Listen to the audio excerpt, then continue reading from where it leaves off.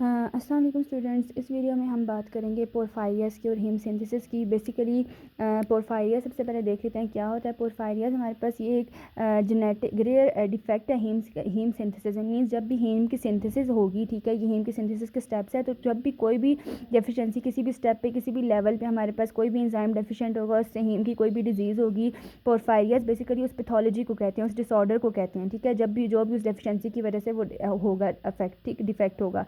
तो basically पोरफायरियस rare defects है haem की सिंथेसिस में। पोरफायरेंस उसमें क्या हो जाता है, एक्यूमुलेशन स्टार्ट हो जाए। मीन्स जब भी कोई एक पोरफायरियस पूरी हीम की अगर सिंथेसिस के 8 स्टेप्स हैं, तो हर स्टेप में हमारे पास एक एक पोरफायरिया बनता है, ठीक है। तो टोटल हमारे पास पोरफायरियस की जो टाइप्स आ जाती हैं वो आ जाती हैं। 2 तो लेड पॉइजनिंग की वजह से होती हैं, बाकी जो होती हैं 7 इसकी टाइप्स आ जाती हैं, ठीक है। 3 4 5 6 7 ये हो जाती हैं, और बाकी एक 8th है जो लेड पॉइजनिंग की वजह से होती है, ठीक है। 8 टोटल पोरफायरियाज आती हैं, क्लासेस उसकी आ जाती हैं। बेसिकली ये क्या करते हैं, अफेक्ट करते हैं या तो स्किन को, मीन क्यूटेनियसली अफेक्शन इसके सिम्टम्स होते हैं क्यूटेनियस, या तो ये नर्वस न्यूरोसाइकेट्रिक इसकी मीन्स नर्वस सिस्टम को ये अफेक्ट करते हैं। बेसिकली हमारे पास हीम की सिंथेसिस भी देखें तो हमारे पास हीम एक तो ये लिवर में सिंथेसाइज होता है, दूसरा ये बोन मैरो में, ठीक है, बोन मैरो में ये सिंथेसाइज होता है। तो लिवर में मीन्स ये हेपेटिक सिंथेसिस है, उसमें मीन्स, और बोन मैरो में हमारे पास ये किधर स्पेशली हमारे पास होता है एरिथ्रॉइड, ठीक है, एरिथ्रॉइड टिश्यूज़ में, ठीक है। बिकॉज आरबीसीज में तो नहीं हो सकता, ठीक है। आरबीसीज में क्यों नहीं हो सकता, वहाँ पे ना ऑक्सीजन है और ना ही वहाँ पे क्या है माइटोकॉन्ड्रिया, तो ये स्पेशली एरिथ्रॉइड टिश्यूज़ में उसकी हीम की सिंथेसिस होती है बेसिक। और दूसरा लिवर में जो होती है ये according to the need of sale हमारे पास इसकी हीम की सिंथेसिस जो होती है वेरी कर सकती है। हीम की सिंथेसिस या तो इंक्रीज़ भी कर सकती है और हीम की सिंथेसिस डिक्रीज़ भी करती है, ये सेल खुद डिसाइड करेगा अकॉर्डिंग टू इट्स कंडीशन। और हमारे पास इसमें क्या होता है, हीम की जो सिंथेसिस है कॉन्स्टेंट रहती है, इसमें तो वेरी कर सकती है, लेकिन जो बोन मैरो में वो हीम की सिंथेसिस कांस्टेंट रहती है। और टोटल हमारे अगर अकाउंट देखा जाए तो 85% ऑफ जो हमारे पास आरबीसीज की या हीम की सिंथेसिस होती है वो बोन मैरो के थ्रू होती है। लिवर में बाकी जो होती है 15% होती है, ठीक हो गया। अब हम बात करते हैं पोरफायरियाज, हमने देखे हैं टोटल, हम पोरफायरियाज देखेंगे किस तरह होते हैं। अब हीम की सिंथेसिस पहले देखें। हीम की सिंथेसिस के ये स्टेप्स आते हैं कि ग्लाइसिन जब सक्सिनाइल कोएंजाइम के साथ बाइंड करता है तो हमारे पास बना देता है in the presence of the enzyme ALAS1 enzyme है, इसकी प्रेजेंस में ये किस में कन्वर्ट हो जाता है, मींस ये होता है डेल्टा अमाइनो लिवोलेनिक एसिड, ठीक है। डेल्टा अमाइनो लिवोलेनिक एसिड ये बना देता है। फिर डेल्टा अमाइनो लिवोलेनिक एसिड हमारे पास कन्वर्ट हो जाता है पोर्फोबिलिनोजन में, ठीक है, in the presence of the enzyme delta amino levulinic acid dehydratase, ठीक है। In the presence of the this enzyme dehydratase की प्रेजेंस में ही हमारे पास कन्वर्ट हो जाता है पोर्फोबिलिनोजन। बेसिकली हमारे पास ये 8 स्टेप्स हैं, ठीक है। 8 स्टेप में से जो फर्स्ट स्टेप और जो लास्ट 3 स्टेप्स हैं, ठीक है, फर्स्ट स्टेप और लास्ट 3 स्टेप्स हैं ना, वो हमारे पास होते हैं माइटोकॉन्ड्रिया में, ठीक है। और जो रिमेनिंग इसके स्टेप्स बच जाते हैं, रिमेनिंग 4 स्टेप्स जो होते हैं वो इसके साइटोसोल में होते हैं, ठीक हो गया। अच्छा, ये हो गया हमारे पास ग्लाइसिन से और सक्सिनाइल कोएंजाइम से मिलके इस एंजाइम की प्रेजेंस में डेल्टा अमाइनो लिवोलेनिक एसिड बन गया। डेल्टा अमाइनो लिवोलेनिक एसिड के बाद हमारे पास इसकी इस हाइड्रोटेज एंजाइम की प्रेजेंस में पोर्फोबिलिनोजन बन गया।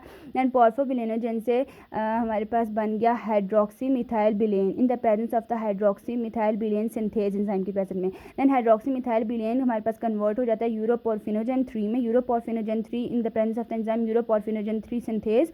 दूसरे स्टेप में यूरोपोर्फिनोजन 3 डीकार्बोक्सिलेज से हमारे पास यूरोपोर्फिनोजन 3 कन्वर्ट हो जाता है कॉप्रोपोर्फिनोजन में। कॉप्रोपोर्फिनोजन देन कन्वर्ट हो जाता है हमारे पास प्रोटोपोर्फिनोजन 3 में, प्रोटोपोर्फिनोजन 9 में, ठीक है। और इन the presence of the enzyme कौन सा हो जाएगा, उसी से रिलेटेड कॉप्रोपोर्फिनोजन ऑक्सीडेज एंजाइम, ठीक है। लास्ट 2 स्टेप्स में ऑक्सीडेज आ जाते हैं, पहले 2 में जो होता है इनका एंजाइम का नाम सेम है, एक में सिंथेज है और एक में डीकार्बोक्सिलेज है, ठीक हो गया।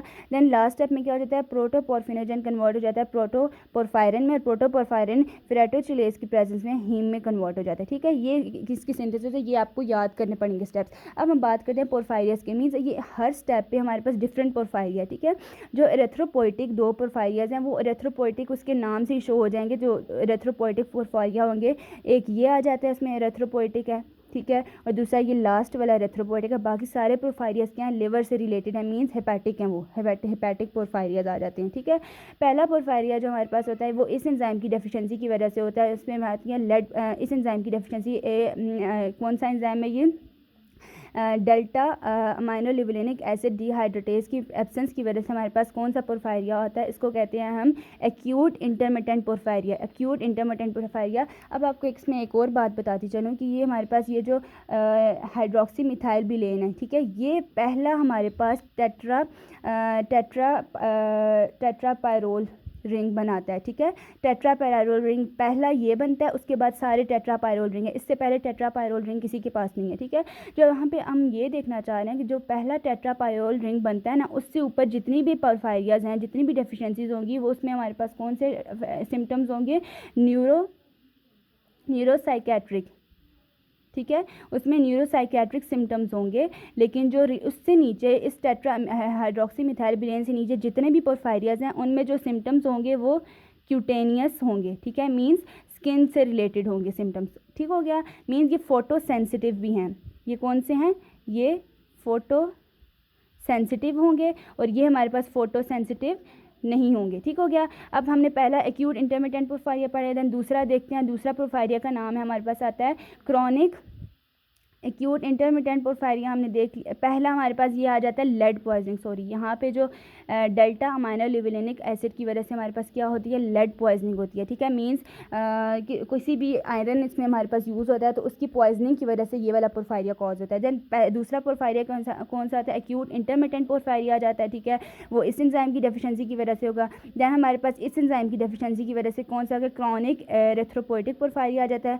देन उसके बाद हमारे पास आ जाता है पोरफायरिन क्यूटेना टार्डा, ये सबसे कॉमन है। Porphyria cutanea tarda is most common porphyria. ठीक हो गया, देन उसके बाद क्या आता है, इस एंजाइम की डेफिशिएंसी की वजह से कौन सा आ जाएगा, हेरिडिटरी कोपोरफायरिया। ठीक है, हेरिडिटरी कोपोरफायरिया।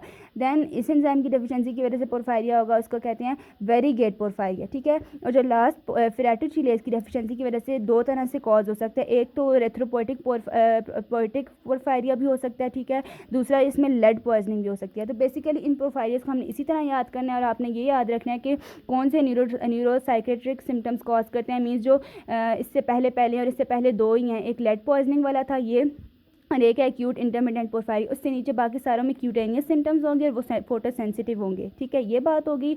और दूसरा हमारे पास दो ही पोरफायरियाज हैं जो एरिथ्रोपोइटिक हैं, वो आ जाता है एरिथ्रोपोइटिक पोरफायरिया, और दूसरा आ जाता है क्रॉनिक एरिथ्रोपोइटिक पोरफायरिया। ये दो हमारे पास मींस बोन मैरो से की वजह से, इनकी डिस्फंक्शंस की वजह से हो गए हैं, और जो रिमेनिंग बाकी सारे हैं वो हेपेटिक मींस लिवर की डिजीज़ की वजह से, उनकी एंजाइम की डेफिशिएंसी की वजह से वो सारे पोरफायरियाज हो रहे हैं। तो I hope it is clear to all, और कोई भी अगर आपको प्रॉब्लम होती है तो आप पूछ सकते हैं। Thank you so much.